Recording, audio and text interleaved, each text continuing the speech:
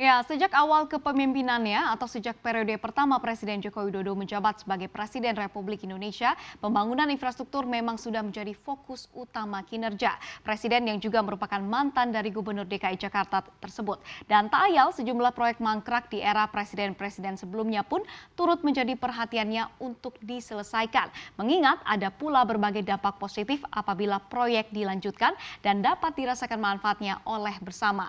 Nah, seperti apa kelanjutan proyek mangkrak tersebut di era Presiden Jokowi akan kita ulas bersama pada pagi hari ini di Jokowi Gaskan Proyek Mangkrak.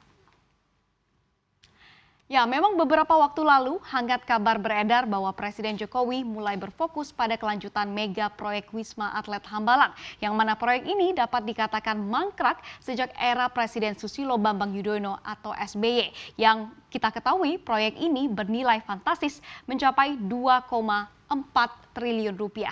Dan kita ketahui juga proyek ini sempat digadang-gadangkan akan menjadi pusat pelatihan olahraga yang bertaraf internasional guna mendukung para atlet untuk berprestasi mengharumkan nama NKRI. Namun ternyata semua tinggallah cerita di mana KPK mulai mengendus adanya praktek korupsi yang dilakukan sejumlah pihak yang terlibat dalam proses pembangunan, bahkan sejak bangunan masih dalam proses perencanaan.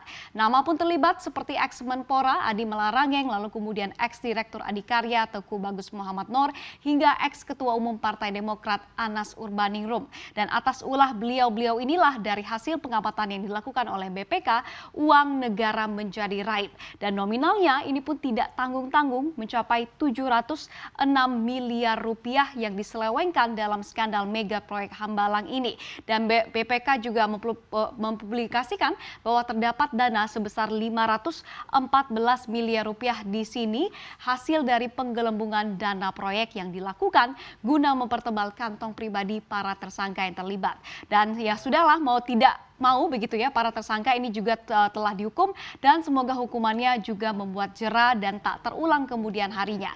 Dan pastinya masyarakat pun berharap dengan adanya kelanjutan proyek yang direncanakan oleh Presiden Jokowi ini juga telah melewati banyak pertimbangan agar nilai manfaatnya pun besar bagi warga Indonesia.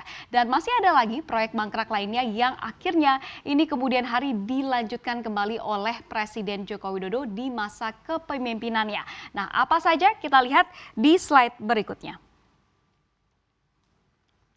Ya, setelah kurang lebih 22 tahun mangkrak, tol Becakayu atau Bekasi Cawang Kampung Melayu pun resmi dioperasikan oleh Presiden Joko Widodo pada tahun 2017 lalu dengan panjang 23,8 km untuk tol ini juga menjadi fokus utama dari Presiden Jokowi untuk kembali diselesaikan ataupun dilanjutkan pengerjaannya agar memberikan nilai manfaat bagi masyarakat. Dan tol Becakayu ini adalah gagasan dari mantan Presiden RI atau Presiden RI yang kedua, yakni Soeharto, yang juga kita ketahui dikenal sebagai Bapak Pembangunan.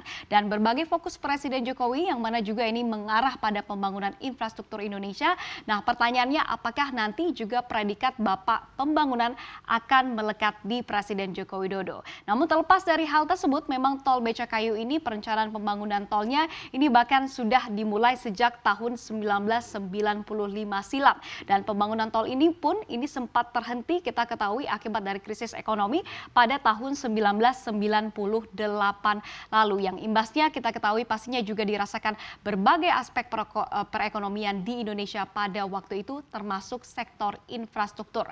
Dan diketahui untuk menyelesaikan kembali proyek dari tol Becakayu ini, negara harus mengeluarkan dana sangat fantastis sekali, 7,2 triliun rupiah, di mana proyek ini akhirnya diambil alih oleh PT Waskita Toll Road, yaitu anak perusahaan BUMN PT Waskita Karya Persero. Nah, gimana nih untuk warga Bekasi dan juga Jakarta? Apakah Anda sudah merasakan manfaat dari tol ini? Karena memang tol Becakayu ini dibangun guna menghubungkan Bekasi Jakarta dan juga sebaliknya, dan diharap mampu mengurangi beban kemacetan di daerah tersebut. Nah, apalagi manfaat yang bisa didapat dari melanjutkan proyek-proyek yang telah mangkrak ini, kita lihat di slide berikutnya.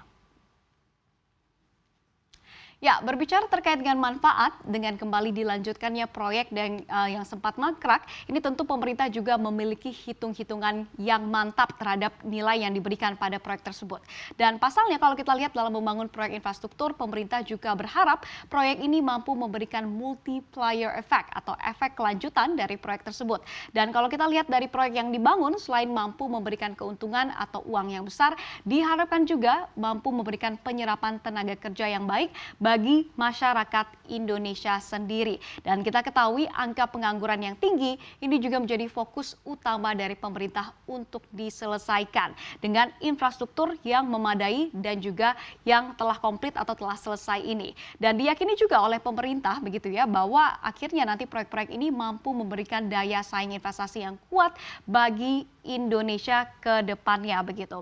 Dan kalau kita lihat juga begitu ya angka infrastruktur atau anggaran infrastruktur untuk tahun 2021 ini juga bisa kita katakan cukup besar sekali begitu ya walaupun di tengah tahun pemulihan ekonomi ini yakni mencapai 414 triliun rupiah dan nominalnya kalau kita lihat ini juga lebih tinggi dibandingkan anggaran infrastruktur di tahun 2020 lalu begitu ya di tengah tahun adanya pandemi virus corona ini. Nah, dengan anggaran yang besar ini juga ini pastinya diharapkan oleh pemerintah mampu dimaksimalkan untuk mencari manfaat bukan diselewengkan oleh para koruptor yang selalu mencari celah walaupun negara saat ini tengah susah.